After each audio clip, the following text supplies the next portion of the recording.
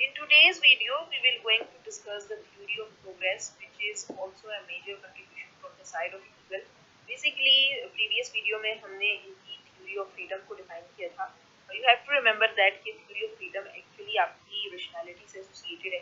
जब आप society में रहते हुए एक rational way of living को अपनाते हैं, अपनी place within society determine कर लेते हैं. Not only that, but at the same time society के rules and values के मुताबिक अपनी लाइफ को गुजारते हैं, साथ ही साथ जो है ग्रेटर गुड के लिए काम करते हैं, इसको कहते हैं फ्रीडम. यानी कि फ्रीडम की अटेनमेंट में आपकी रेशनैलिटी और आपकी सेल्फ रियलाइजेशन के फैक्टर्स आ जाते हैं. अकॉर्डिंग टू हीगल, फ्रीडम को अटेन अगर करना है तो आपने एब्सोल्यूट फ्रीडम को लीड करना है.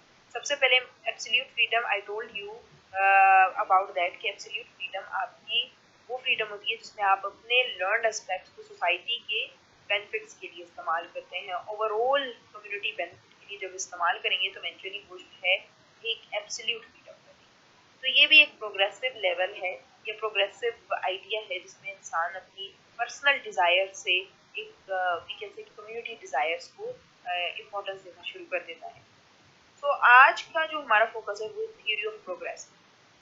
थ्योरी ऑफ प्रोग्रेस एक इम्पॉर्टेंट कंट्रीब्यूशन है हीगल की, और जिस तरह से दीगर थ्योरीज हैं उसी तरह इस थ्योरी की भी एक अलग इम्पोर्टेंस है. बेसिकली ये थ्योरी सेपरेटली एग्जिस्ट नहीं करती, इसका एक डायरेक्ट लिंक है with the theory of dialect and theory of freedom से.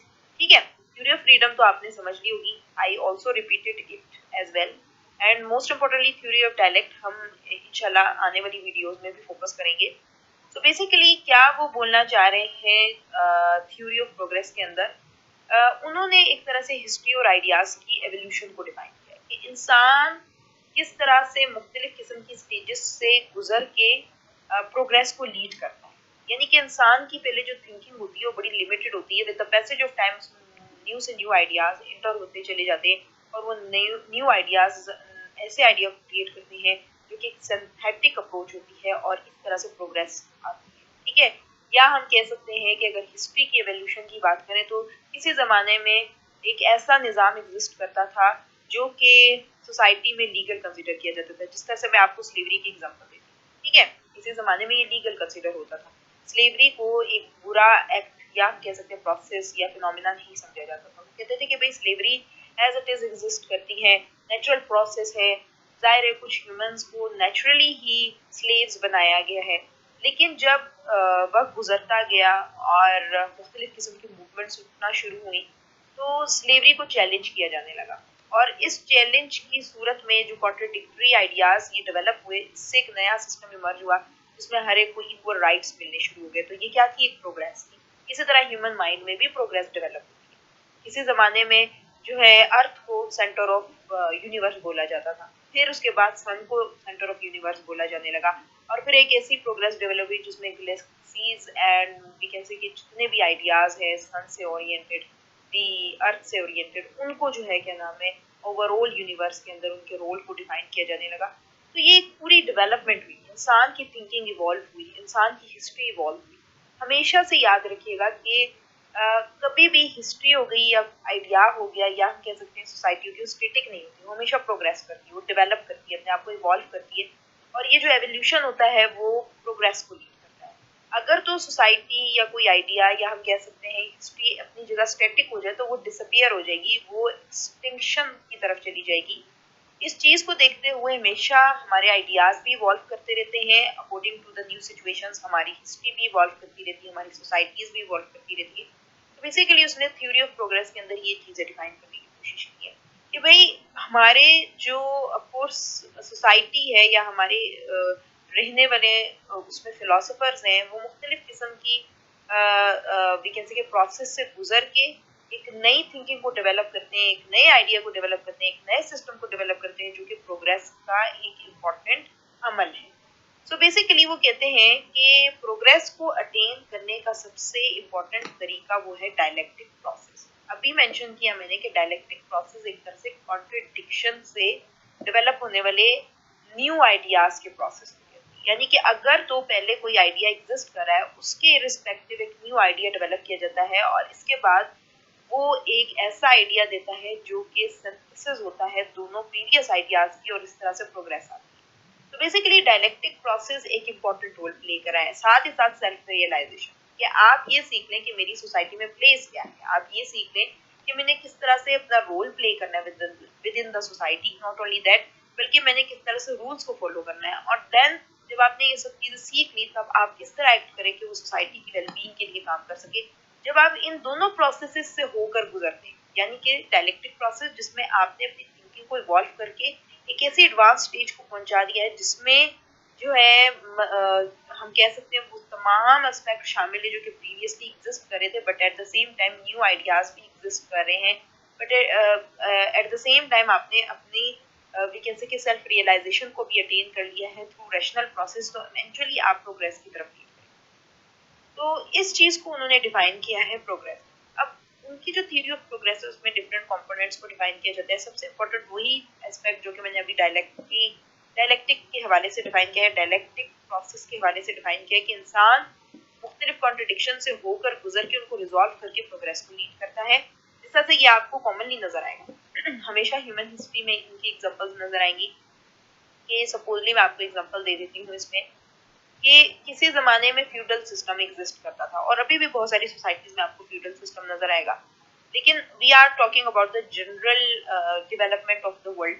किसी जमाने में फ्यूडल सिस्टम एग्जिस्ट करता था, उसके अगेंस्ट एक न्यू सिस्टम इमर्ज हुआ सिटी लाइफ के अंदर which was the capitalist system.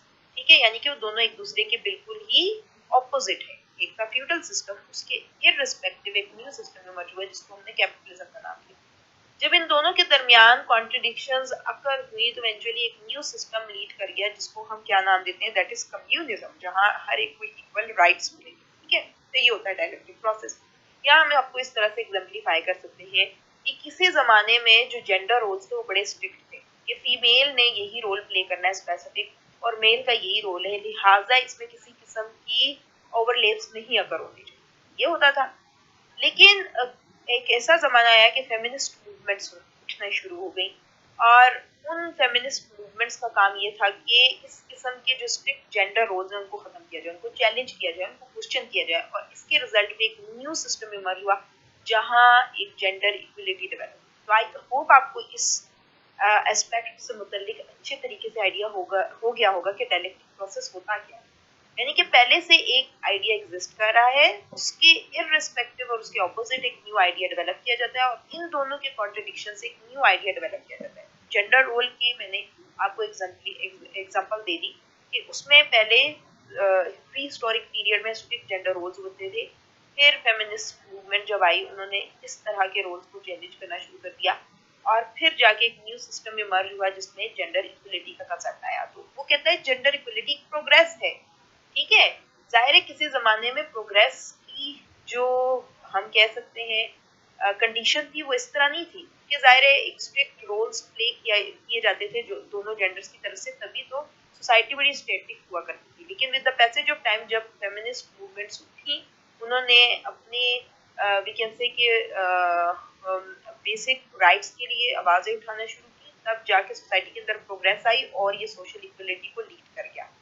Another important thing which is associated with progress is that कि आप जब रेशनैलिटी गेन करते हैं और सेल्फ रियलाइजेशन तब जाके आपको प्रोग्रेस मिलती है। जाहिर है ऑब्वियस सी बात है कि जब आप रेशनली चीज़ों को के ऊपर सोचना शुरू कर दें, रेशनली आप चीज़ों को क्वेश्चन करना शुरू कर दें, और यही क्वेश्चन जो है आपको ये बताएगा कि कौन सा एक राइट आइडिया है जिसकी तरफ जाना चाहिए, इवेंचुअली वो प्रोग्रेस को लीड करेगा। इसी तरह वही बात की सेल्फ रियलाइजेशन आपकी place with in the society और सोसाइटी के रूल्स को फॉलो करके ही प्रोग्रेस अटेन कर सकते हैं। लास्ट इंपॉर्टेंट एस्पेक्ट जो कि थ्योरी ऑफ प्रोग्रेस से एसोसिएटेड है वो ये है कि सोशल रूल्स को और मोस्ट इम्पोर्टेंटली प्रिंसिपल्स को सीखना और उनके अकॉर्डिंगली एक्ट करना फॉर ग्रेटर गुड, ये भी प्रोग्रेस को लीड करता है। यानी कि सोसाइटी के अंदर जो रूल्स हैं, जो एथिकल लाइफ है, उसको फॉलो किया जाए, सोसाइटी के एथिकल रूल्स को फॉलो किया जाए, तभी आप अटेन कर सकते हैं प्रोग्रेस। तो ये थी theory of progress by Hegel. Basically उन्होंने इसी चीज को डिफाइन किया है कि प्रोग्रेस को अटेन करने का जरिया डायलेक्टिक प्रोसेस है, उसमें आप रेशनैलिटी को यूज करें,